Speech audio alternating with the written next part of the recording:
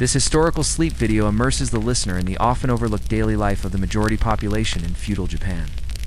The peasants, with soft, vivid storytelling, the video journeys through the rice fields, thatched homes, quiet rituals of rural Japan from the Heian period through to the Edo era. Alongside this immersive look at agrarian life, we'll explore the rise of the samurai class, imperial politics, spiritual customs, and the understated beauty and hardship of a world far removed from the castles and scrolls. Segment 1. Why it sucked to be a peasant in feudal Japan? The first sound you hear is the soft knock of wind against your thatched roof, followed by the steady drip of morning dew sliding from leaves and landing on the packed earth outside. You wake up in the pre-dawn gray, curled beneath a thin, woven blanket, the cold already creeping into your bones. Your home, a small minka with a slanted straw roof and walls patched with clay, has no insulation to speak of. The fire that warmed your family during the night has long since gone out, and the air smells faintly of smoke and damp wood. Your wife stirs beside you. Your youngest child, barely old enough to walk, has wriggled into the crook of your knees sometime in the night. The others still sleep, limbs tangled, dreaming perhaps of the rice cakes they won't have this morning. You rise quietly. There's no real bed, only mats and straw. You slide open the creaking wooden door and step out into the morning fog. The rice paddies shimmer in the early light, thin films of water reflecting the pale sky. The fields are your life. You don't own them, not really. They're part of the estate controlled by the local landholder, who in turn answers to the daimyo, who ultimately serves the shogun. But the responsibility is yours. You plant the rice, tend it, harvest it. You fix the levees when they break and dig out the irrigation channels when they clog. If the yield is poor, you bear the shame. The taxes are too high, and they always are. You must somehow find a way to pay them, or risk punishment. The work is backbreaking, monotonous, and nearly year-round. In spring, you transplant rice seedlings by hand, ankle-deep in cold water. Your feet sinking into the mud as frogs croak and insects buzz around your head. In summer, you wade through the green paddies, pulling weeds and chasing off hungry birds. Come autumn, the rice is ripe and golden, and your body is sore from bending, lifting, bundling. You work sunrise to sunset, with only a few short breaks, a handful of barley, a sip of miso soup, a moment of shade beneath a tree. In winter, there's wood to chop, tools to mend, roofs to patch, and cold to survive. There is never a season of rest.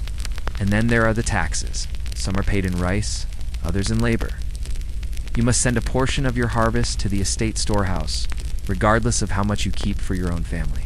There's a bad year, a typhoon, a drought, an infestation, you still pay. If you can't, the headman comes to collect what he can. If he can't, he suffers too. The punishment might be lashings, fines, or loss of land use. So you barter, borrow, beg from neighbors, or go hungry, so your children can eat.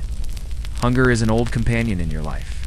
You've gone to sleep with it, curled in your belly more times than you can count. Your house is simple. A single room where the family sleeps, cooks, and eats. The floor is dirt, sometimes covered in straw. The walls are made from wooden posts, daubed with clay, and reinforced with bamboo. Smoke from the hearth hangs in the rafters, staining everything in soot. In the corner is a small altar to the kami, the spirits who dwell in your hearth, your fields, the forest beyond. You offer them a bit of rice or sake when you can, hoping they'll protect your crops or keep your children from falling ill. Speaking of illness, there is little you can do when it strikes. You might visit the local shrine or call upon an herbalist, but medicine is rudimentary and superstition runs deep. A fever might be a bad wind. A persistent cough could be a curse. Sometimes you hang charms above the door or burn dried herbs to cleanse the air. But mostly, you wait, pray, and you hope your family is spared. You rarely leave the village. Perhaps once a year, you visit the local market, where traders from neighboring towns arrive with lacquerware, salt's egg, and sometimes rare treats like dried squid or sweet chestnuts. The road is long and rutted, the journey hard. But for a moment, it reminds you there is a world beyond the rice fields, beyond your small wooden walls. The seasons govern everything, your work, your meals, your rituals. In spring, you celebrate the planting with offerings. In summer, you honor the ancestors with oban, lighting lanterns, and dancing in the evening dust. In autumn, you give thanks for the harvest, even if it wasn't enough. In winter, you huddle with your family and whisper stories while the wind howls. There are moments of beauty. The first bloom of plum blossoms in March, the golden arc of a crane taking flight over the fields, the way the morning mist clings to the hills like silk. You find joy in small things, the laughter of your children, a good fishing day, the rare gift of a sweet persimmon. But the struggle is unrelenting. You are not a samurai, nor a merchant, nor a monk. You are a hakusho, a peasant. And though the poets may write of the rice fields as symbols of harmony and abundance, you know the truth. The land gives, but it also takes, and it takes more than it gives. We're the unseen backbone of the nation, bowed low, bent with labor, quietly enduring. And so, with the sun rising higher, you pick up your worn tools, knot your scarf, and return to the paddies. The water is cold, the mud grips your ankles, the dragonflies flit above your head, and another long day begins, like so many before, and like so many yet to come. Segment 2. The Tale of Taira no Masakato, Rebel Ghost, and Folk Legend. As the rice fields of the countryside basked in the soft light of the mid-Heian period, and the courtly aristocrats in Kyoto composed delicate poems beneath blossoming cherry trees, a storm was gathering east of the capital, slow, deliberate, and wholly unexpected. His name was Taira no Masakato, and his story is one of rebellion, ambition, vengeance, and in time, ghostly legend. Born into a prestigious family, Masakato was of noble stock, a scion of the Taira clan, descended from the mighty Emperor Kanmu. He was not a peasant tilling fields, nor a lord reigning from a castle. He was something in between, a man with a name, but not quite with power. He lived during a time when the central authority of the imperial court was growing weaker, and provincial governors often ruled their territories with autonomy, blending their official roles with personal ambition. In the eastern provinces, the Kanto region, rival families like the Minamoto and Taira were already beginning to jockey for influence, sowing seeds that would later blossom into centuries of samurai-led rule.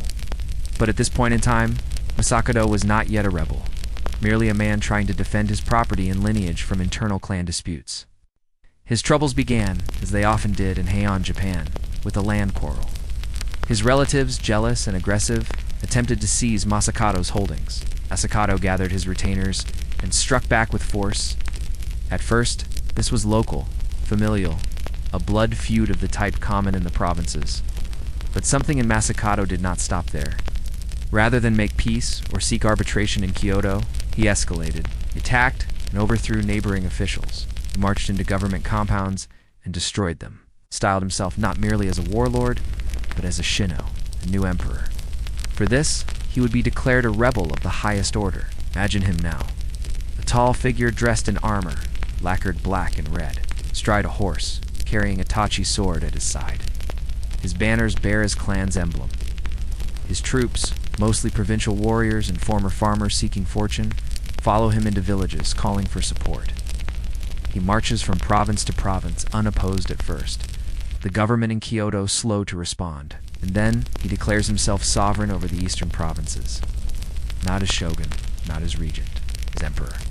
This was not a minor offense. Claiming the imperial title was treason in the deepest sense. It shook the court, even in its decadence. The Daju Khan, the Grand Council of State, convened in haste. Messengers were sent. Troops were mustered. The bounty on Masakato's head swelled with each passing week. But by now, Masakato was a symbol. Not just a rogue nobleman, but a mirror to the court's waning power. Supporters whispered of change, of the East rising, independent of the West. And for a moment it seemed possible, but it did not last. In the spring of 940, Masakato's luck turned. A coalition of provincial warriors, including rivals from his own clan and government troops sent from the capital, confronted him. He was defeated in battle, and his head was severed, taken as a trophy, a warning, and a symbol. It was sent to Kyoto, where it was displayed at the Shibasaki outpost, near what is now Tokyo. But the story, of course, does not end there. According to legend, Masakato's head refused to rot. It glared at onlookers, eyes wide, lips curled. It eventually vanished. Some say it flew back east, others that it was stolen and buried in secret. Over the centuries, his name did not fade, but transformed. He became a figure of fear, then reverence. A Goryu, a vengeful spirit, whose wrath might bring disaster, whose presence demanded respect. Shrines were built in his name, the most famous being Kanda Miyajin in Tokyo, where office workers and students still pray for success. His tomb, nestled among modern skyscrapers in the Tetamachi district, is considered sacred. Few dare disturb it. In 1923, when the Ministry of Finance attempted to move his memorial, the Great Kanto earthquake struck. Some blamed Masakato's fury. In World War II, a nearby building housing General MacArthur's occupation forces was struck by lightning. Again, the spirit of Masakato was invoked. But beyond the legends and lightning, the truth remains both quieter and more powerful. Masakato was one of the first to challenge the central government from the provinces, a harbinger of the warrior age to come. He emerged not from a palace, but from the tensions of rural Japan. His rebellion was rooted in local disputes, but it spoke to broader discontent. While his imperial dream was brief, his story endured. Not as a hero, nor merely a villain, but as a ghost who never truly left. So when you walk the back alleys of Tokyo and pass a small stone tucked behind an office tower, know that beneath it lies a head that once dreamed of empire, and perhaps still dreams under the soil and neon beneath the endless hum of the city. In our next segment, we trade rebellion for riddles, turning to the hidden world of archaeology, folklore, and lost scrolls. We'll explore what has vanished, what was buried, and what forgotten voices still echo in the hills and fields of Japan's rural heartlands. Segment 3, Buried Bells and Missing Scrolls. Lost stories of rural Japan. There are places in Japan where time folds in on itself, not loudly, not with fanfare, but with the quiet settling of moss over stone, with forgotten paths swallowed by cedar forests, and with bells that haven't rung in 1,000 years. In these remote valleys, past the fields and beyond the ridgelines, history lingers not in grand monuments, but in murmurs, buried beneath soil.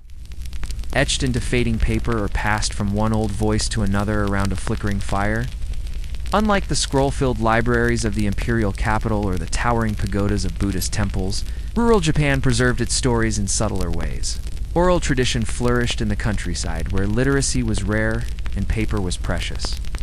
Stories were held in memory, sung, chanted, whispered, and sometimes they were buried.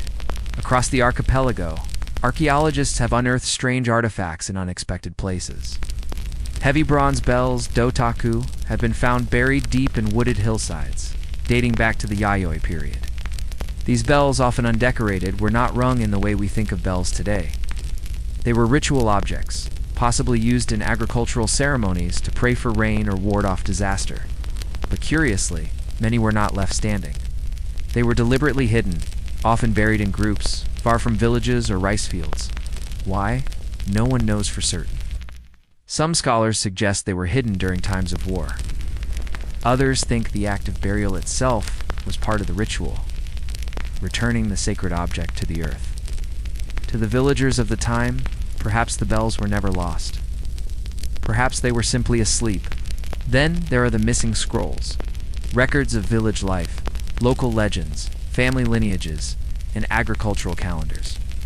Many were stored in temples or community halls, written in careful brushstrokes on rice paper or mulberry bark. But fire was a constant threat. So was humidity, war, or simple neglect. Over centuries, countless documents disintegrated, were reused or vanished. And with them, countless voices, the thoughts of monks, the prayers of farmers, the quiet poetry of a winter evening. But some survived, and those that did offer glimpses into a rural world both ordinary and profound. In a crumbling temple in a forgotten corner of Nagano, a ledger might list names of peasants who paid their yearly grain tax.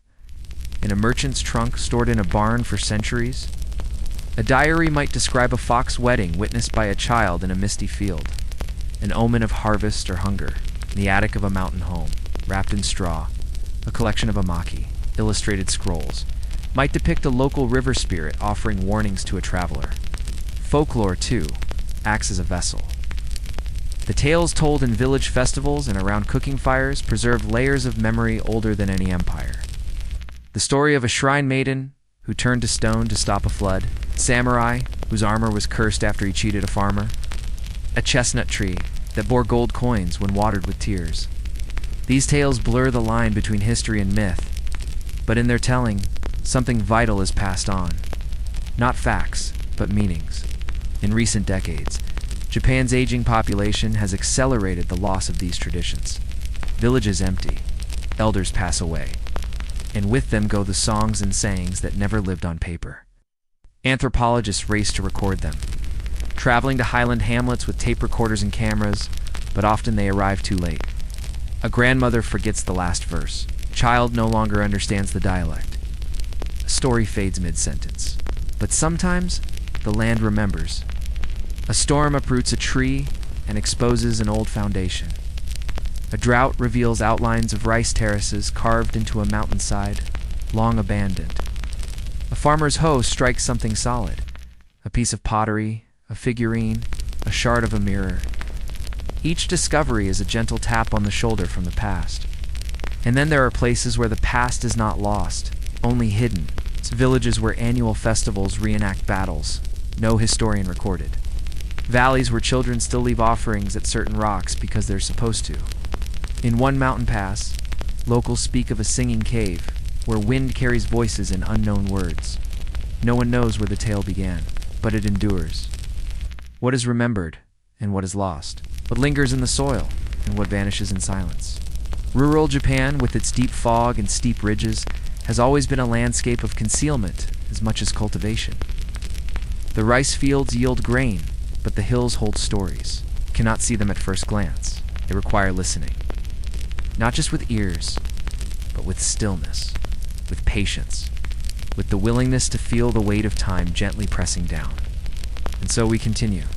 From the quiet of forgotten bells and the mystery of vanished scrolls, we turn next to the opposite extreme, to the dazzling halls of wealth and power, to the carefully choreographed life of a provincial overlord. Segment 4. A day in the life of a daimyo. Power, privilege, and paranoia. The sky is just beginning to pale with morning light as the sliding doors of the Shoinzukuri Manor ease open with a soft rustle. Within, the air is still. The smell of cedar floors, dried ink, and faint incense lingers from the night before. Are not a peasant today. You're a daimyo, a feudal lord of significant domain, sworn to the shogun, master of land, soldiers, and law. The world outside your gates bows to your title. But inside, beneath the layers of silk and ritual, something quieter moves. A deep, endless tension. You wake before the sun, not out of habit, but duty. Your day begins in silence. An attendant enters, kneels without speaking, and draws open the paper screens. You rise, robes adjusted carefully by hands that are not your own. Every layer you wear signals something. Your rank, your domain, your alignment. Even your morning robes must convey dignity. Nothing is casual, not your gestures, not your silence, especially not your words. The first hour is often devoted to purification, hands rinsed, mouth cleansed, a quiet prayer before the household shrine. Not because you are devout, necessarily, but because it is expected. The gods, the ancestors, the walls themselves, all must be appeased before power can be exercised. A bowl of miso soup, rice, and pickled vegetables awaits. You eat alone, unless an honored guest is present. The food is modest by modern standards, but it has been prepared with exquisite care. Not too hot, never overseasoned. Measured elegance. Soon, your retainers arrive. They bow low, announce the day's matters. Land disputes between tenants, news from Kyoto, a minor disagreement between two vassal families. You nod, listen, sometimes issue judgment, often defer. Words are currency, you spend them sparingly. Too little, and you seem cold. Too much, and you seem weak. A daimyo walks a narrow line between benevolence and iron, between honor and strategy. Outside, your estate hums with activity. Samurai guards patrol the gates. Artisans work in outbuildings. Lacquerware, swords, ceramics. Messengers hurry across wooden bridges that span ornamental ponds, bearing news, scrolls, or tribute. Somewhere a falconer trains a bird. Children of your household practice calligraphy under the watchful eye of a tutor. Every gesture, Every sound is part of a grand performance. Your home is not just a residence, it is a theater of power. And yet, for all the grace and ceremony, a shadow follows you always. The threat of betrayal. The Sankankata system, introduced by the Tokugawa shogunate, requires that you spend alternating years in Edo, the capital, leaving your family behind as hostages when you return to your domain. It is a strategy of control disguised as etiquette. A leash wrapped in silk. Travel to and from Edo is expensive, draining your coffers. Entertaining fellow lords during your time in the capital adds further strain, but you dare not complain. To show displeasure is to invite suspicion. To show wealth is to risk envy. Your retainers, those you trust most, must be managed carefully. They swear loyalty, but ambition lives in quiet corners. A misstep, a poorly judged promotion, a delay in stipends, a moment of disrespect, and old grudges might fester. Even your own sons, should they live long enough, may dream of replacing you. In the afternoon, you host visitors. Perhaps a poet from the city, hoping for a patron. Perhaps an envoy from another domain, bearing lacquered gifts and polite questions. Tea is served, not the elaborate Chinoyu ritual of Zen masters, but something restrained, enough to show refinement, not excess. Conversations are indirect. Hints, metaphors, the echo of meaning in what is not said.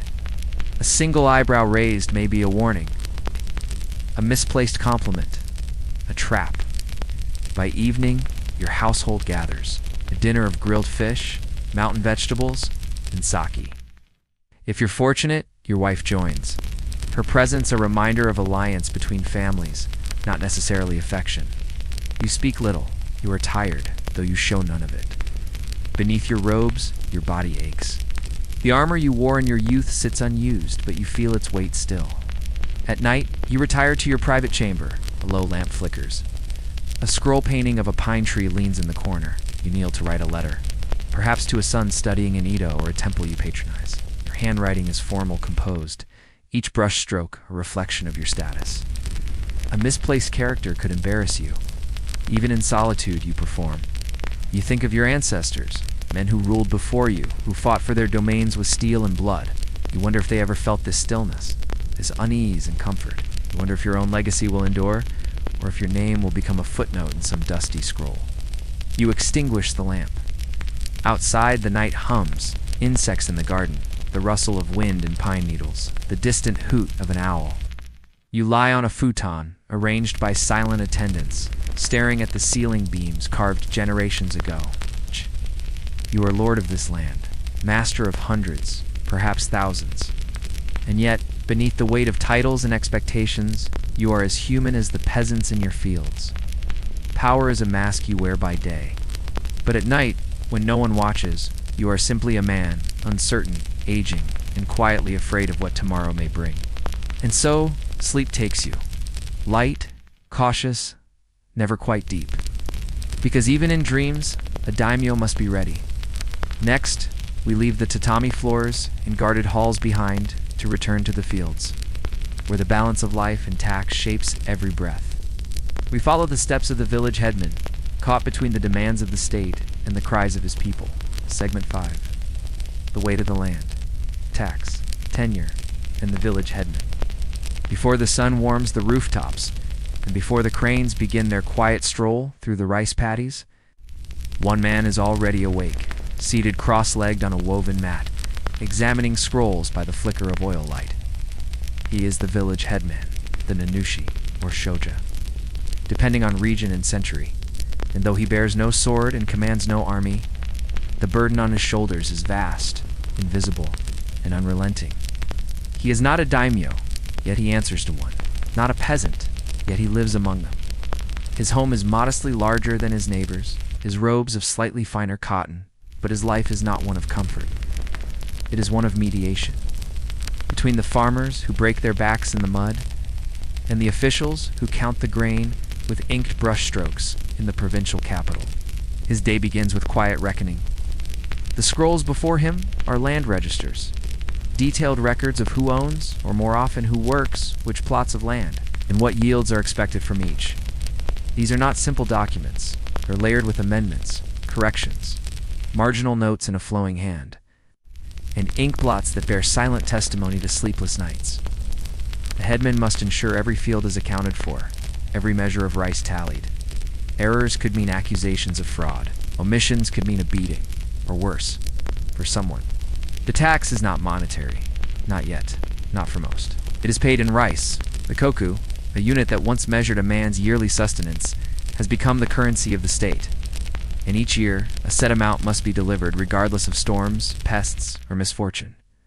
This quota is not a suggestion. It is a demand. And when the harvest is lean, the headman must find ways to meet it. He walks the paddies with a careful eye, noting which farmers are struggling and which might have a little extra to spare. He does not judge. He does not speak harshly, but he remembers. When a widow with 3 sons cannot meet her share, he may redistribute the burden, calling on neighbors to cover the shortfall. When a wealthy farmer hides a portion of his harvest, he must decide whether to confront him or turn a blind eye. Either choice has consequences. His work is never only logistical, it's emotional, social, moral.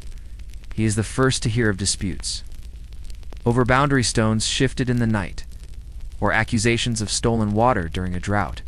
He attends marriages, funerals, festivals. He must smile, listen, nod. And when punishment must be delivered, a beating, a fine, a public shame, he often must administer it, even if the offender is someone he has known since childhood. Sometimes he is required to travel to the bugasho, the magistrate's office in the nearest town. He walks or rides for hours, a scroll tucked into his sleeve, heart heavy with the news he must deliver. Perhaps the village has fallen short again. Perhaps bandits have attacked a caravan, and suspicions fall on his people. In such places, humility is his armor. He bows low, he speaks softly, he avoids offense, for he knows too well that the wrath of authority can fall swiftly and indiscriminately. And still, the villagers look to him. When a child falls ill, they ask his advice. When a marriage falters, they seek his counsel. When the harvest festival approaches, he is the one to lead the prayer. Offer the sake, bow before the shrine with carefully chosen words. He must be wise, patient, firm, a father to many, though he often feels like a man barely holding a family together. At night, he returns home. His wife, long-suffering and perceptive, greets him with quiet eyes. She knows the burdens he carries, the secrets he holds. They speak little. He eats simply, rice pickles, perhaps a bit of dried fish if the household is fortunate. Then he returns to the scrolls. Hey. Another name has changed. Another boundary has been disputed. Another tenant has fallen behind. He sits and writes, not because he loves ink, but because the land does not speak for itself. It needs a voice, a ledger, a witness. And that witness, for now, is him. But he dreams, sometimes, of a different life. One where the seasons are his only master, where the harvest is shared equally, and where the sky is watched for weather, not omens. He dreams of waking without the weight of the village on his back. Still, come morning, he will bow again before the field gods. He will listen, he will judge. And he will carry the weight of the land quietly for one more day. Now, we move from the burdens of bureaucracy to the sharp edge of unpredictability. When floods, bandits, and failed crops reshaped entire villages in the span of weeks or even hours. Segment 6. Storms, bandits, and famines, surviving the edge of empire in the comfortable silence of evening. It's easy to imagine that life in the countryside of feudal Japan was a slow, predictable rhythm, planting, harvesting, resting. But those who lived it knew better. Beneath the seeming peace of seasonal cycles lay a reality shaped by sudden violence, natural calamity, and long, lean years of fear. Because in this rural world, far from the capital and the protections of fortified towns, the edge of empire was not merely a place on the map. It was a condition of constant uncertainty. The storms came without warning. First, the sky darkened slowly over the ridgeline, turning a sickly green. The birds fell silent. The air grew thick, and leaves turned their undersides. Then came the wind, a sharp, rising howl that snapped bamboo like twigs and flung thatch from rooftops. Torrents followed, soaking everything. Fields vanished beneath sheets of water. Rivers swelled into brown, rushing beasts that swallowed footpaths and tore through embankments. A single night of rain could erase a year's worth of work. You stood helpless as the rows of rice you planted with such care disappeared beneath rising floodwaters. You watched as your modest home trembled, beams groaning. Sometimes it was all washed away. Your house, your stores, your tools. And once the water receded, the mud remained. Thick, stinking, sucking at your legs as you tried to salvage what little you could. And then, before you could recover, came other dangers. Born not of weather, but of people. Bandits. They came at night, mostly. In small groups, faces hidden by cloth, armed with blades no longer polished and bows wrapped in oilcloth. Sometimes they were Ronin. Masterless samurai, once proud, now desperate. Other times they were just starving men, failed farmers, discarded sons. People not so different from yourself. They didn't always kill. Sometimes they just took what they needed. Rice-sake tools, but not always gently. If someone resisted, there was blood. If the headman had grain hidden away, it was burned. If the shrine held silver or copper offerings, they disappeared into the shadows before dawn. No lord came to your aid. The magistrates in the towns were too far. The retainers had more important roads to patrol. You were on your own, so villages adapted. Watchmen stood guard with lanterns. Dogs were trained to bark at the sound of footfall. Bells were tied to storehouse doors. But still, the raids came. And sometimes, the bandits weren't strangers at all. A former neighbor, a distant cousin. A man you once shared tea with, now gaunt and silent, slipping through your rice plants like a ghost. And even in the years without war or bandits or flood, there were famines. Famines crept in like fog, slow, pale, and merciless. They began with a late frost, or too little rain, or too much. The rice plants failed to flower, or the millet came in stunted. You saw it first in the market. Prices rising quietly, and the meals grew smaller, the soup thinner, children's ribs sharper, babies quieter. The old were the first to go, sometimes by choice. A grandmother who stopped eating so her grandchildren could have more. A grandfather who walked into the hills and did not return. In some regions there were tales, whispered, uncertain of Ubasute, the abandonment of the elderly to save the young. Whether true or not, the stories chilled the air. The state still demanded taxes. Grain had to be delivered, even if it meant none was left for the village. To withhold it was rebellion. To comply meant hunger. The headman wept in secret. Parents bartered heirlooms. Children cried until their voices cracked. Some tried to flee, heading for towns, hoping for work, for alms, for food. Many died on the road. A peasant without land was a peasant without a place in the world. And yet, they endured. When the storms passed, they rebuilt. When the bandits fled, they replanted. When the rains returned, so did the green shoots. Every generation left behind tales of hardship, written not in ink, but in calloused hands and soot-darkened rafters. They remembered the year the locusts came. The summer, the sky turned red with fire. The winter, when people boiled bark for broth. And still, they stood in the fields each spring, barefoot in the cold water, pressing new life into the earth. There was no romance in this survival, only resilience, the dramatic defiance of samurai or the graceful stoicism of monks, but the quiet, anonymous courage of people who had no other choice. And so, while the empire taxed and counted and warred and decreed, its very weight rested on the backs of those who could not afford to fall.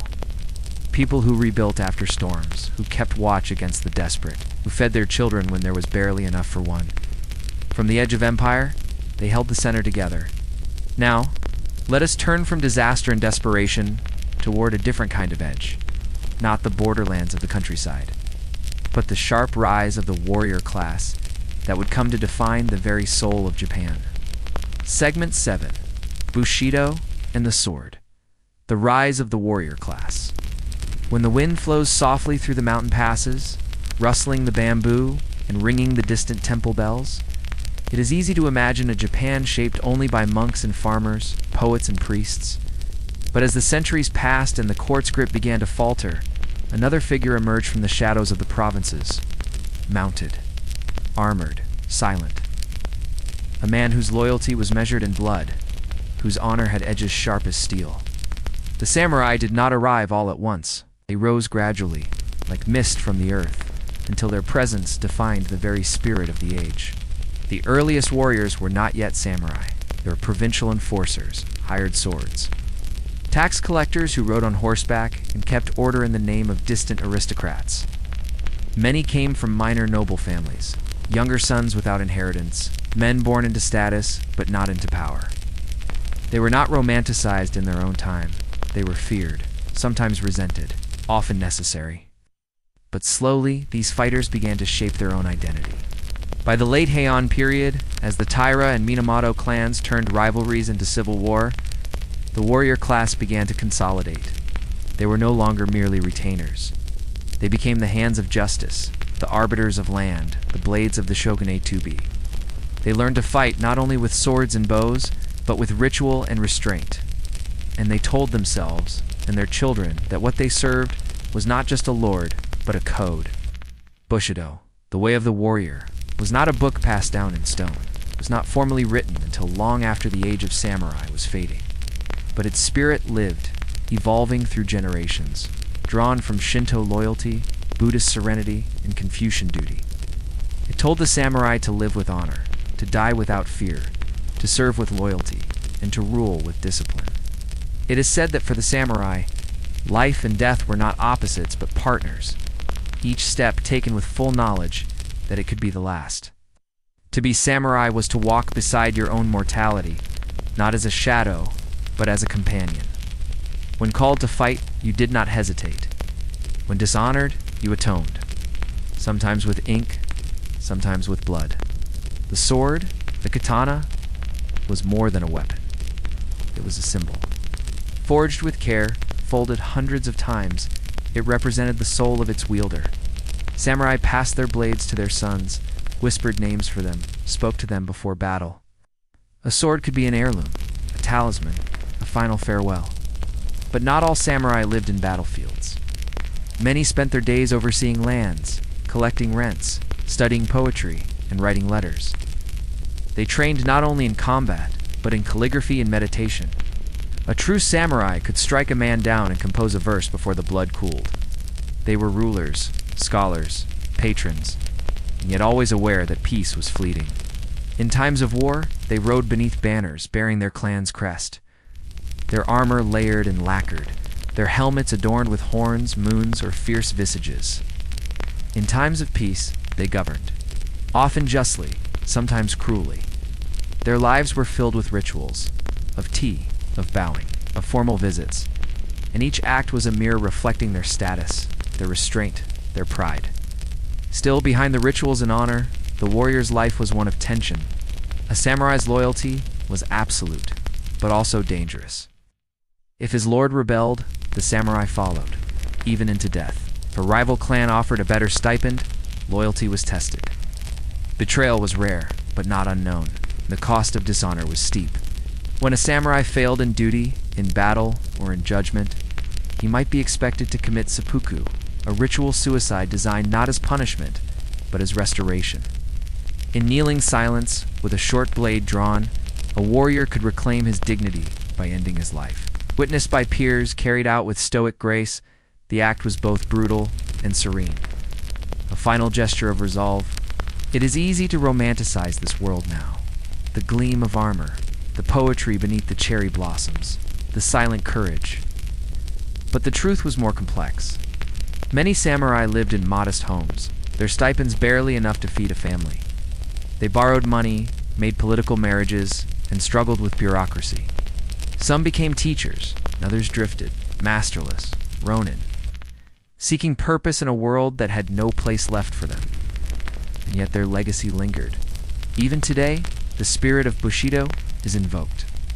In martial arts, in cinema, in quiet moments of resilience, the samurai may no longer ride through the mountain passes, but their echo remains.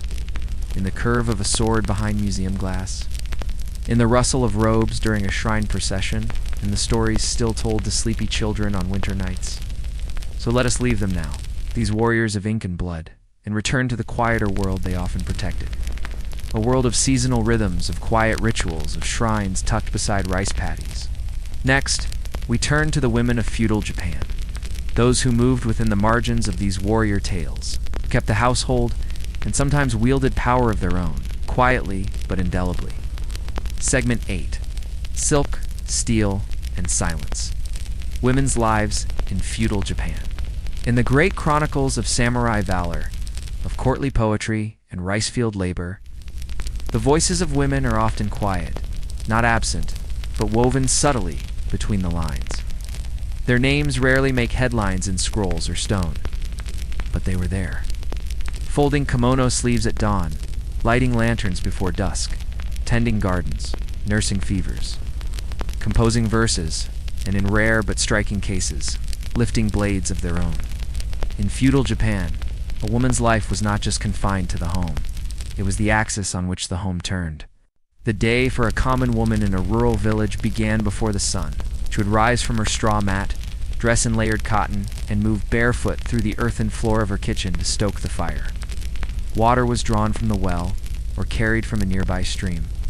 The rice was rinsed, the pickles set, and miso soup quietly stirred, often for a family still asleep. She worked in tandem with the seasons, planting seedlings in spring, harvesting in autumn, mending straw sandals in winter. Her hands were calloused, her steps measured. She may have given birth to 6 children, perhaps only 3 survived. There was no time to grieve. Life demanded continuity. Cooking, weaving, washing, tending to the sick, soothing the old. The rhythms were relentless but familiar. There was beauty in it too. A favorite song hummed under her breath. A good harvest festival, the scent of persimmons hung to dry beneath the eaves. Joy was humble, grief was quiet. For women of the warrior class, the burdens were different, but no less demanding. A samurai wife might live in a walled estate, with servants and gardens, but her days were tightly prescribed. She managed the household in her husband's absence, which, during military campaigns or political duties, could mean weeks or even months at a time. She oversaw the rice stores, disciplined the servants, and educated the children. She was expected to be graceful, obedient, wise, but also prepared. In times of conflict, some were trained in the use of the naginata, a long poler, not to march to war, but to defend the home if raided. Stories still echo of women who fought fiercely when needed. One thinks of Tomo Gozan, the warrior woman of the Genpei War. His name has survived for 8 centuries. A skilled archer and swordswoman who rode into battle alongside men and held her own. Or Nakano Takeko, who led a corps of female fighters during the Boshin War centuries later. These were exceptions, not the rule. But their legacies endure. Symbols of strength and silence. Yet for most, power lay not in battle, but in patience. Women were often the keepers of memory. They composed diaries, family records, and lullabies. Some became Buddhist nuns, retreating to temples after widowhood, or as a conscious choice to escape courtly life. There, in quiet halls shaded by pine, they transcribed sutras, tended gardens, and sought spiritual clarity. Their voices survive in calligraphy, flowing, gentle, and meditative. In the merchant towns, women played active roles. They ran tea houses, managed shops, brewed soy sauce, raised silkworms. Some became poets, others storytellers. A few were courtesans, trained in music and literature, navigating a complex world of wealth, status, and fragility. In cities like Edo, the licensed quarters were paradoxes. Places of confinement, yes, but also of artistic expression. The great woodblock prints of ukiyo-e often depicted these women, poised in moments of imagined leisure, their realities more complex than any painted fan could show. Marriage was often arranged, love a luxury. Good match was practical, based on alliances, dowries, and household reputation. Divorce was possible, though rare. Widowhood came with burdens, but also freedom. A widow might inherit land or shop duties. Some never remarried, choosing solitude over submission. Childbirth was feared. Maternal mortality was high. Women prayed at temples for safe delivery, tying small wooden plaques to shrine walls with handwritten hopes. They buried children too young to speak, placing tiny offerings beside unmarked stones. Still, within these constraints they found space to grow herbs in a corner of the courtyard, to write a poem about the plum tree blooming outside the window, to whisper stories to children about fox spirits and moon maidens, to teach the next generation how to bow, how to listen, how to endure. The world may have called them silent, but they were not. Their strength lay in what was unspoken, the woven kimono passed down from mother to daughter, in the soft chant offered before the household shrine, in the patient stitching of winter clothes from last year's scraps, in the way they carried memory like a lantern, keeping the family's fire lit, even when the storm howled outside. As we leave their quiet domain, we move now to the realm of belief, the floating world of spirits, ancestors, and unseen forces that wove through daily life like morning mist over a rice field. Segment 9. Foxfires and Footsteps. The spirit world of rural Japan long after the work of the day was done. After the last rice bowl was washed, and the last child tucked into a futon, the villages of rural Japan settled into a different kind of awareness, the stillness that invites listening. Beyond the warm glow of the oil lamp, the world belonged to something older. The trees stood darker, the wind rustled with more meaning. A twig snapped where no foot should fall. This was the hour of the unseen. The spirit world of feudal Japan was not a distant realm. It brushed up constantly against the everyday, lingered on mountain paths, curled beneath floorboards, whispered from shrines no longer tended. And the people who lived closest to the soil knew this most of all. For them, belief wasn't dogma, it was survival. They had many names for what moved just beyond sight. There were the yikai, strange creatures, sometimes playful, sometimes cruel. The one-eyed umbrella spirit that hopped through alleys in the rain. The long-necked woman whose head wandered at night.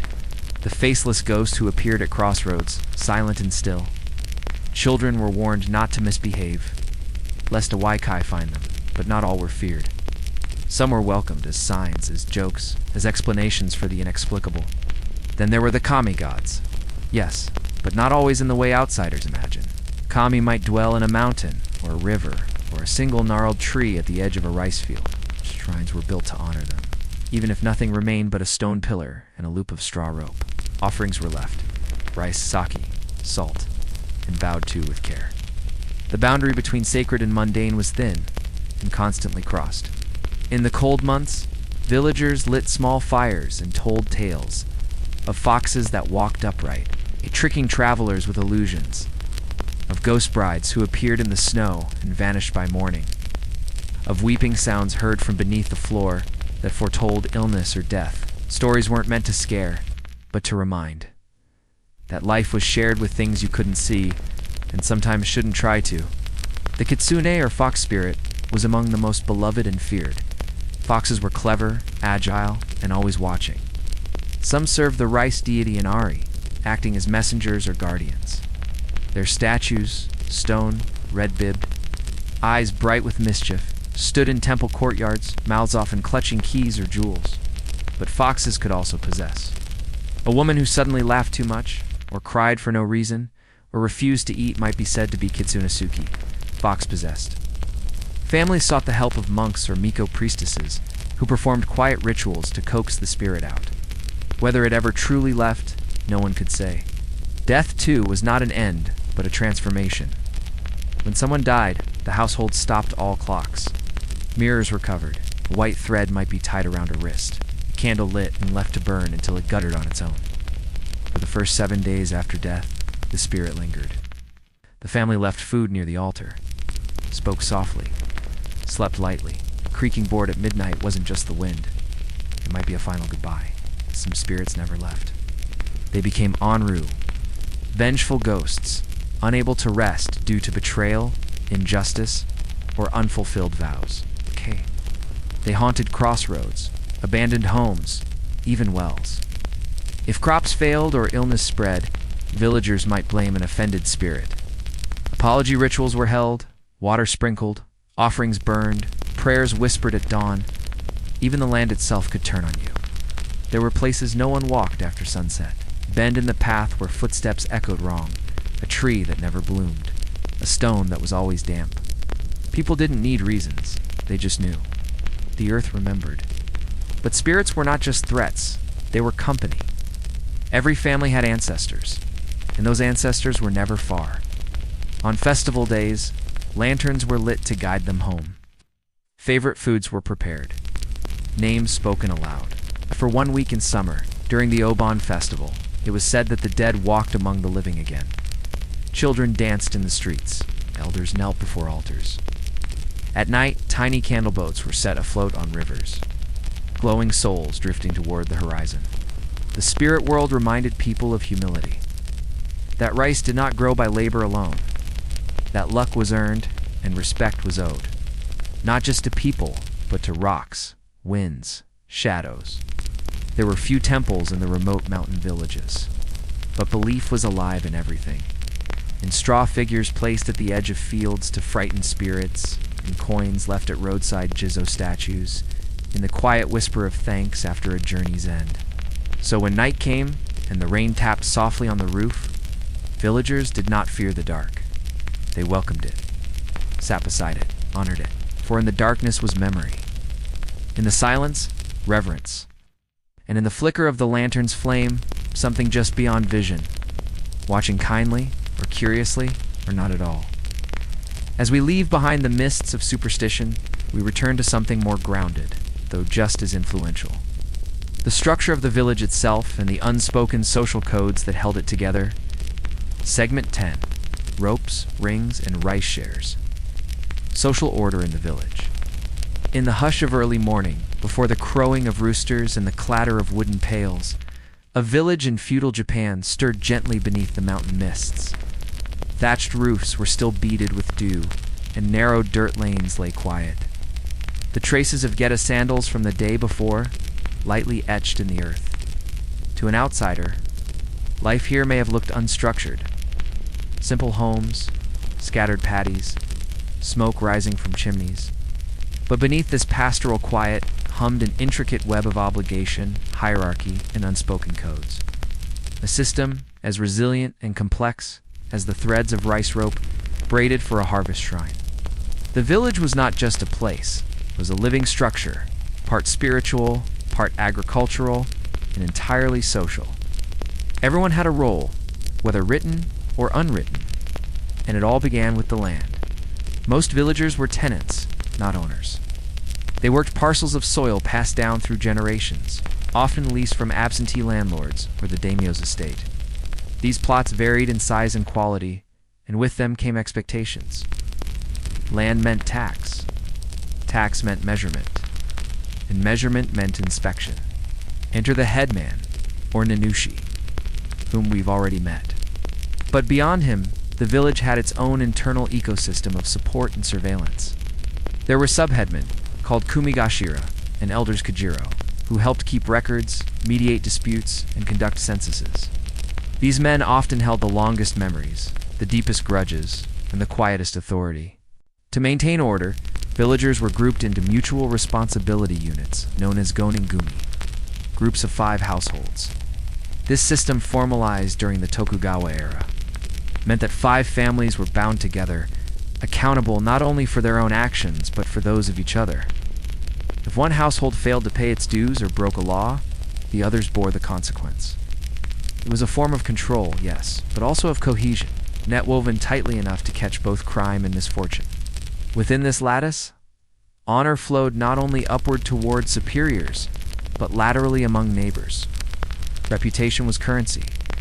A man known for honesty might be called upon to oversee grain distribution. A woman whose stitching was admired might be asked to prepare ceremonial garments. Children watched, learning who to trust and when to bow.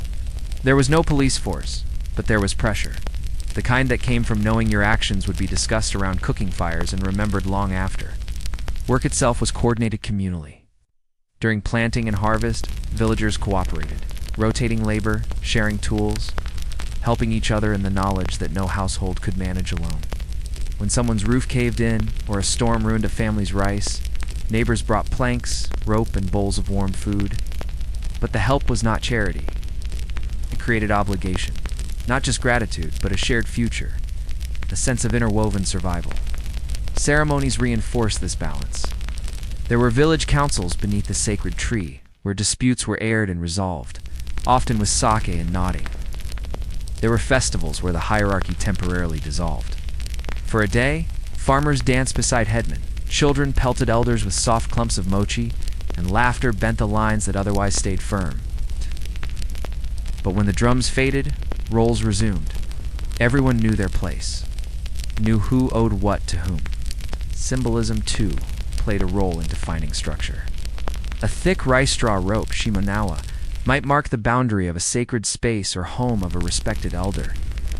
Wooden name boards were placed at gates. Small circular mirrors said to reflect truth hung quietly in alcoves, which marker reminded villagers. Life here was not random. It followed old patterns, curved lines of rice rows, the cycle of rains, and the dance of status. Even punishment had its place. A man who stole from the communal storehouse might be tied to a post for public shame, not brutalized, but witnessed. A family who avoided taxes might find themselves excluded from village decision-making or festival roles. Social exile, in a world so tightly woven, was sometimes worse than corporal pain. And so, generation after generation, the structure endured. The rope held. The rings remained. The rice was divided. Sometimes fairly, sometimes not, but always in a way that kept the village alive. In this delicate ecosystem, individuals were not alone, nor entirely free, but neither were they forgotten. In birth, they were welcomed with firelight and blessings. In death, they were remembered in incense smoke and altar prayers. The village marked their lives not in monuments, but in continuity. And so, as the morning sun rises higher, children run again through the lanes. Farmer bends to pull a weed. A woman rinses rice in a wooden bowl, watching the light dance on the water's surface. Life held together not by force, but by the gentle, enduring weight of custom. Now, as we move deeper into the structure of the Tokugawa world, we shift from the countryside to the capital, where planning, surveillance, and ritual defined not just a city, but a shogunate's grip on power. Segment 11. Streets of Edo. Order, espionage, and the shogun's quiet watch. If you were to rise early, just as the mist begins to lift from the Sumida River and the morning light spills gently onto the wooden bridges of Edo, you would find a city unlike any other in the early modern world. The streets are orderly, almost geometric. The air is clean for now, and filled with the distant sound of sandals on stone, of shutters creaking open, of shopkeepers beginning their slow daily rituals. But beneath this quiet hum lies something deeper, an invisible architecture of control, surveillance, and design. A shogun city built as much for watching as for living. Edo, the seat of the Tokugawa shogunate, was not the imperial capital. Kyoto remained the ceremonial heart, but it was the true center of power. From here, shoguns ruled through bureaucracy, balance, and careful observation. And the very layout of the city reflected their logic. At its core stood Edo Castle, ringed with moats, stone walls, and long avenues that radiated outward like ribs from a spine. Surrounding the castle were the mansions of daimyo, the great feudal lords. These homes were not chosen at random. They were carefully assigned, based on loyalty and threat level. Potential rivals were placed close by, not for honor, but for surveillance. A disloyal lord was easier to watch when he lived a stone's throw from the heart of government. Further from the center sprawled the merchant and artisan districts, neat rows of wooden buildings. Each street known for a particular trade: sake brewers, fan makers, lantern painters, tofu sellers. Beyond them lay the districts of the commoners, the laborers, and finally, the pleasure quarters, licensed, colorful, and contained. This separation was not only social, it was strategic. Every class, every profession, every function had its place. Samurai did not walk the alleys of fishmongers. Merchants did not dine with poets. The order was strict, but it gave the illusion of peace. In a city that grew to over 1 million people, one of the largest in the world at the time, peace was a precious commodity. But order did not enforce itself. For that, there were watchers. The Machibugyo, or city magistrates, served as administrators, judges, and enforcers. Beneath them worked a web of constables, informants, and neighbors bound in mutual accountability. Every tenement block had a leader, every fire brigade a captain. Every alley knew its own rhythm. If something shifted, a stranger lingered. A household went silent. It was noticed. Crime did occur, but it rarely flourished. Punishments were swift, but often public, not just for justice, but for deterrence. A thief might be paraded through the streets with a placard describing his offense. An arsonist might be beheaded. Fire, after all, was Ito's greatest fear. Fires came often, tearing through the tightly packed wooden homes. They were called Ito's flowers. Everyone feared them. Everyone prepared for them. Entire neighborhoods were designed to be razed quickly if needed, to stop the flames from spreading. The shogunate even employed haikshi, or professional fire brigades, who became minor celebrities, clad in distinctive jackets, rushing to combat the blazes with buckets, chants, and raw courage. Beneath this all ran the slow pulse of intelligence. The shogunate knew that hard power, swords, prisons, troops, was less effective than soft power, so they watched. They collected rumors. They monitored poems for subversive meanings, controlled the flow of information, banned dangerous texts, censored plays. But they allowed some dissent. As long as it remained harmless, wrapped in humor or allegory, the city's people adjusted. They learned to live within the lines, to bow to guards, to pay their dues. But they also found ways to express themselves, in the quiet resistance of art, in the coded language of kabuki theater, in the floating world of ukiyo-e prints and whispered gossip. And yet for most, life in Ito was not about politics or power. It was about routine. A tofu seller began each day, boiling soy and wrapping white blocks in straw. A paper lantern maker trimmed bamboo, dipped it in paste, and worked until the light faded. A samurai without duty might write poetry by the window, sipping weak tea, wondering when he would be called. The city's rhythm was not frantic, but full of patterns, sounds, duties, pauses. In tea shops, old men played go in near silence. On the riverbanks, children chased dragonflies with tide reeds. At temples, incense spiraled slowly in still air, prayers carved into wood with fading strokes. Even in this city of watchers, life continued. Ordinary, forgettable, real. The streets of Ito taught people how to move, when to speak, when to bow, how to stay invisible. And in doing so, they preserved not just peace, but a very specific kind of freedom. The freedom to live quietly under the watchful eye of power, neither seen too much nor forgotten. As we leave behind the shogun's capital, let us return once more to the countryside, this time to explore the subtler side of faith, where Buddhism and Shinto coexisted not in debate, but in ritual harmony. Segment 12. Shrines and Sutras. Ritual, belief, and everyday faith. In a quiet valley where the mist settles low over the fields and the crows call lazily from the branches of twisted persimmon trees, there stands a small wooden shrine. Its roof is mossy, its rope weathered, and its offering box worn smooth by 100 hands. There is no grandeur here. There's no gilded statue or chanting procession. Just a place where villagers bow their heads, press their palms together, and whisper hopes into the hush. In feudal Japan, religion was not a single path, but a forest of overlapping trails. Shinto and Buddhism did not compete for souls. They coexisted, not in formal doctrine, but in the rhythms of daily life. One was the whisper of the land, the rustle of trees, and the breath of ancestors. The other was the deep stillness of impermanence, the turning of the wheel, the search for quiet liberation. Most people didn't see a contradiction. A farmer might visit a Shinto shrine in the spring to pray for a good harvest, tying a slip of paper, a gohei, to a branch, its folds fluttering like tiny wings. That same farmer, come winter, might burn incense at a Buddhist temple, lighting candles for the spirit of a lost parent. The gods and the Buddhas walked the same paths. They shared the same lantern-lit spaces. The kami of Shinto, spirits of nature, of place, of phenomena, were not omnipotent beings. They were gentle presences. A rock could be sacred, a waterfall, divine, a tree, home to something watching. Small torii gates marked these places. One stepped through them lightly, always with a bow. Shrines were often modest.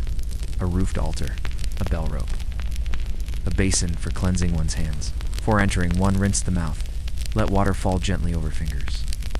This was not purification in the moral sense, but a way of resetting, of making oneself small, still ready. At festival times, Matsuri, the shrine came alive. Portable shrines were carried through the streets, shaking like thunder. Paper lanterns glowed like fireflies. Children wore masks of foxes and lions, danced in circles, laughed as drums echoed against the hills. The sacred and the playful mixed freely. Reverence wore a smile. Temples, by contrast, carried a different mood. Buddhist temples were places of silence, of reflection. Stone steps worn by centuries led to dark halls filled with the scent of sandalwood and the hush of straw sandals on polished wood. A bronze bell might ring at dawn, deep and slow, stirring the very air. Here, monks chanted in unison, their voices rising and falling like waves. Scriptures were copied by hand, each brushstroke a meditation. Pilgrims arrived with walking staffs and wide-brimmed hats, offering coins, bowing deeply. The temple was not a place of spectacle, but of turning inward.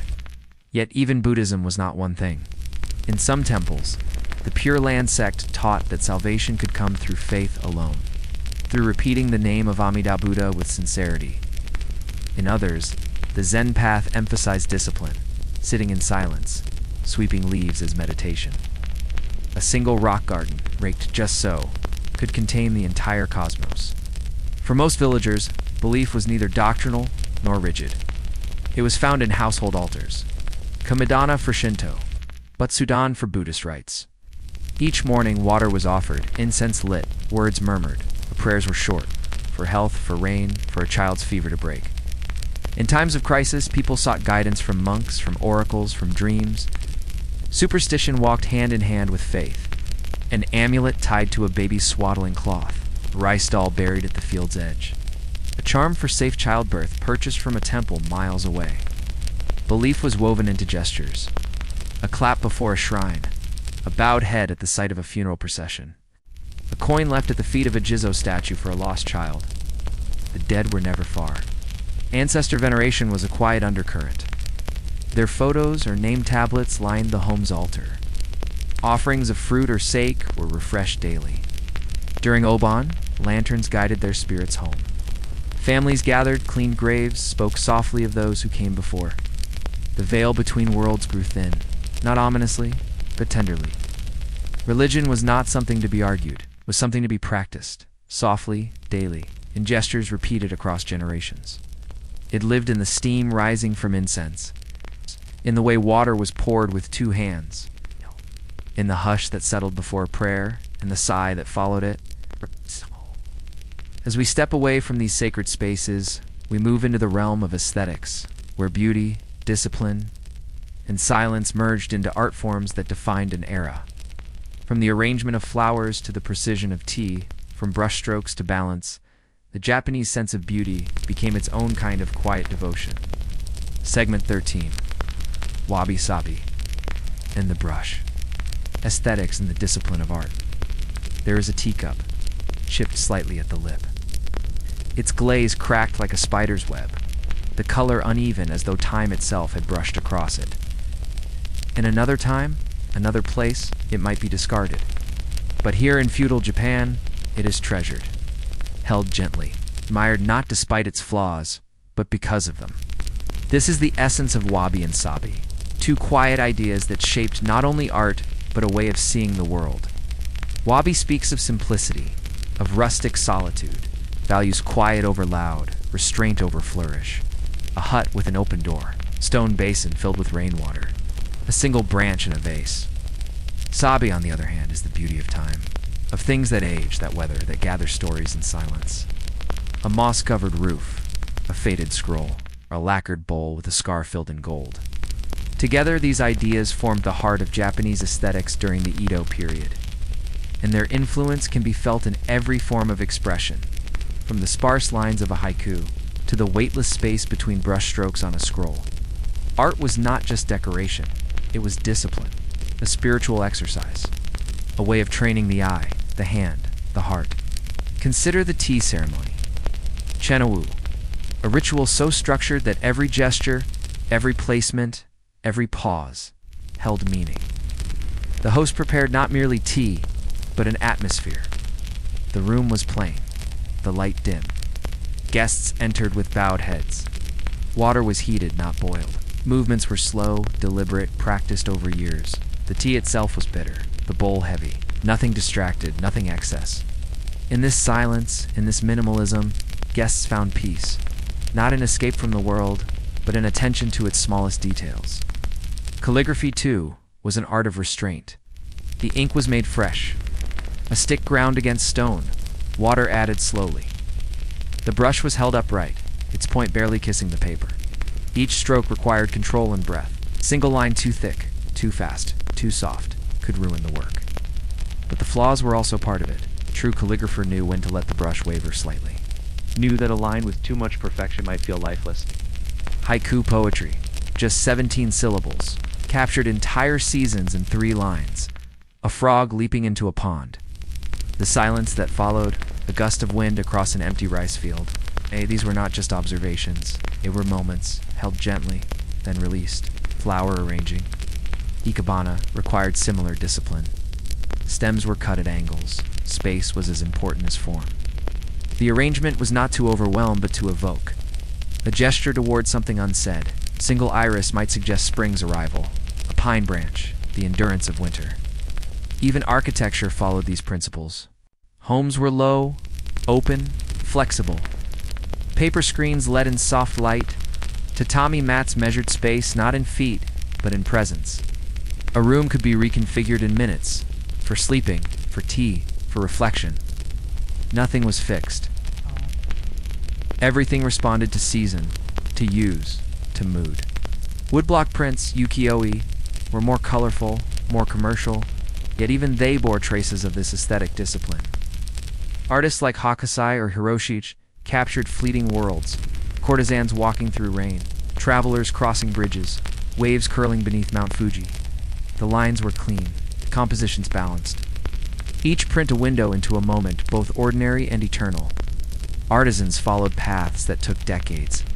A potter might fire clay 1,000 times before reaching the perfect shade. A swordsmith folded steel again and again, not only for strength, but for harmony. An actor in no theater rehearsed a single role for years, not to perform, but to become. And in each of these disciplines was a kind of silence, not the silence of absence, but of presence. The quiet focus of a brush moving across paper, soft scrape of bamboo against stone. The pause between 2 lines of verse. The moment before the tea is sipped. Wabi and sabi were not just styles, they were philosophies. They taught that nothing lasts. That beauty lies in the moment before the bloom fades, that cracks, if seen rightly, are not flaws, but veins of story. As the night deepens and the paper lanterns burn low, we leave behind the artists and artisans who shaped their world with silence and precision. And we move toward the final chapters of this story, to the slow unraveling of the age, the pressures from within and beyond, and the shadows gathering on the horizon. Segment 14. Storm at the gates. Foreign ships, closed ports, and the end of isolation. By the early 1800s, the world beyond Japan's shores had grown loud with gunpowder, factories, and empires. Across oceans, ships were growing faster, trade deeper, ambitions sharper. But in Japan, a strange stillness held. The forests were quiet, the rules unchanged. The shogun still ruled from Edo, the rice tax still flowed. The lanterns still burned softly over tatami floors. To most within the archipelago, the outside world was a distant rumor. Stories told by fishers and monks, half-imagined visions of faraway wars and steam engines. This deliberate stillness had a name, Sakoku, the closed country. For over 2 centuries, the Tokugawa shogunate had maintained a policy of isolation. Foreigners were largely forbidden from entering. Japanese citizens could not leave. Christianity was outlawed. Only a narrow trickle of trade was permitted, and even that came tightly controlled through the artificial island of Dejima, near Nagasaki, where Dutch and Chinese merchants were permitted under strict conditions. Through this tiny window, knowledge and goods still passed. Books on astronomy, maps of foreign lands, telescopes, medicines. but the door remained closed. This isolation was not ignorance, it was calculation. The shogunate feared the instability that foreign influence might bring, Christianity's subversive loyalties, colonialism's sharp teeth, guns in the hands of dissenters. By closing itself off, Japan hoped to preserve order, social, spiritual, and political. And for a time, it worked. The country avoided the religious wars of Europe, the colonization of Southeast Asia, the civil upheavals of China. Life inside Japan was controlled, predictable, often peaceful. The arts flourished, cities grew, literacy rose. But change, even when delayed, never waits forever. In the early 19th century, shadows began to press harder against the edges of this still world. Russian ships explored the north. British vessels approached from India and China. Whalers wandered close to Japanese coasts. Sometimes they were shipwrecked, sometimes seeking trade, sometimes merely curious. They were turned away, or, if insistent, fired upon. Japan stood firm. But then came 1853. On a summer morning, 4 black-hulled ships appeared in Edo Bay, their smoke trailing across the sky like a bad omen. They were not like other ships. These were American steamers, tall, armored, and ominous. Led by Commodore Matthew Perry, they carried not just letters of friendship from President Fillmore, but a display of force, cannons, marines, and music played by brass bands unfamiliar to Japanese ears. Perry's demands were simple: open Japan to trade. Its message was polite, but the implication was clear. Behind the gifts and the diplomacy stood power. Industrial, naval, unignorable. The shogunate stalled, promised to consider. Asked Perry to leave. He did, but with the promise to return. And return he did 1 year later with more ships, more firepower, more pressure. Faced with the reality of military imbalance and internal divisions, the Tokugawa government agreed to sign the Treaty of Kanagawa in 1854. The ports of Shimoda and Hokodate were opened.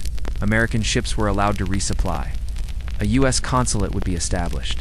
The gates were now ajar. Other Western nations followed swiftly: Britain, Russia, France, the Netherlands. They secured their own treaties. All unequal, all eroding Japan's control over tariffs and legal jurisdiction. The country, which had once defined its borders with clarity, now found them breached, slowly but undeniably. Within Japan, the consequences were not just diplomatic. They were cultural, political, spiritual. People questioned the shogunate's strength. Samurai felt humiliated. Commoners whispered of betrayal. For the first time in generations, the Tokugawa regime, so confident in its long peace, appeared fragile. Foreign goods began to trickle in: cloth, clocks, books, glass, soap. Foreigners began walking Japanese streets. The isolation that had preserved stability now seemed a barrier to survival. But still, for a few more years, life carried on. The tea was brewed, the rice harvested, poems written. The storm had not yet broken, but the sky was changing. The tension between preservation and change, between the old world and the new, would soon reach a breaking point. And so, in our final chapter, we return to the people. To those who stood at the edge of an era, watching the walls of their world tremble, their routines, their memories, their quiet efforts to hold on to something familiar as history turned a page. Segment 15. Last Lanterns. The people beneath the falling curtain. As the 1860s unfolded across the Japanese archipelago, the wind carried with it unfamiliar sounds. The creak of foreign boots on stone paths, the clink of coins minted in new designs, the murmur of dialects not spoken in centuries past. But for most people, farmers, monks, craftspeople, mothers, servants, life did not suddenly lurch into modernity.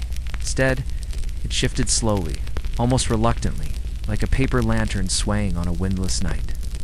These were the final days of the Tokugawa world. But endings are rarely loud for those living inside them. In a small village tucked between forested hills, a farmer still rose at dawn to walk barefoot along muddy rows of rice.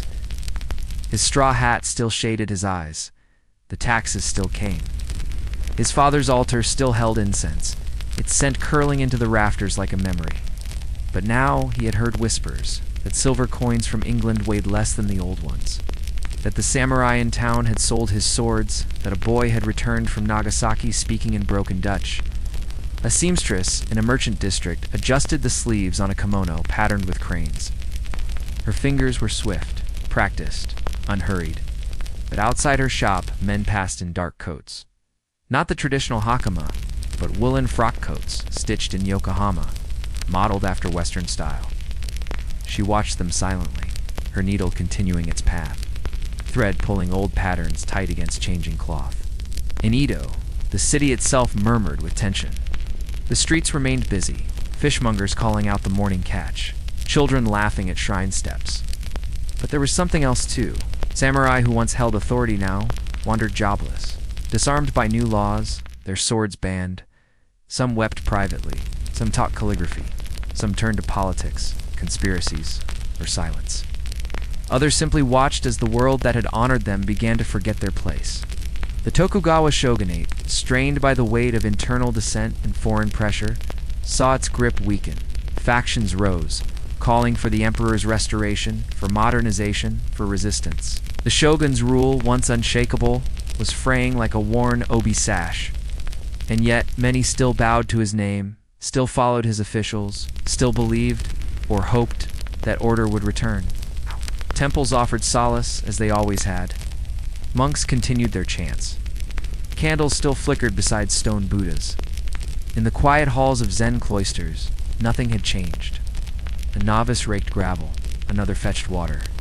Their world built on impermanence, absorbed change without fear. If the outer world was shifting, the inner path remained. Children played as they always did. They chased each other through alleyways, flew paper kites, folded frogs from parchment, traced spirals in the dirt. To them, a steamship was just another shape on the horizon. Foreigners were curious figures. The weight of history had not yet pressed onto their shoulders. At night, homes still glowed with firelight. Meals were shared, stories told. A grandmother passed down tales of fox spirits. A father taught his son how to read a prayer tablet. A daughter learned to weave. Change may have galloped in the capitals, but in kitchens and back gardens, it moved slowly, stepping gently over generations. And yet the signs were undeniable. Schools began teaching not just Confucian maxims, but arithmetic, maps, foreign geography. Town criers announced decrees from the emperor, young, newly restored, symbolic. The shogunate had officially fallen by 1868. A new era had begun. Meiji bright rule. But even then, the people did not rush toward revolution. Most adjusted piece by piece, a mirror replaced, a hat adopted, coin examined. And above all, they remembered. They remembered the shape of life before the foreign ships, the rhythms of temple bells, the harvest festivals, silent bow before a sacred tree. These memories, though unspoken, lingered, stitched into the way one poured tea, swept a floor, knelt at an altar. As the curtain fell on the Tokugawa era, the people beneath it did not vanish.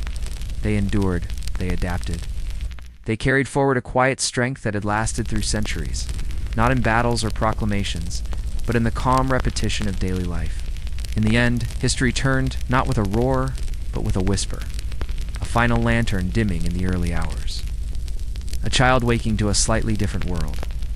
And now, as your breath slows, as the night deepens around you, we leave behind the wooden towns and misty valleys, the sandals and scrolls, the rice fields and tatami mats. The world of feudal Japan fades gently, like ink on old paper, never quite gone, simply waiting in silence. Good night.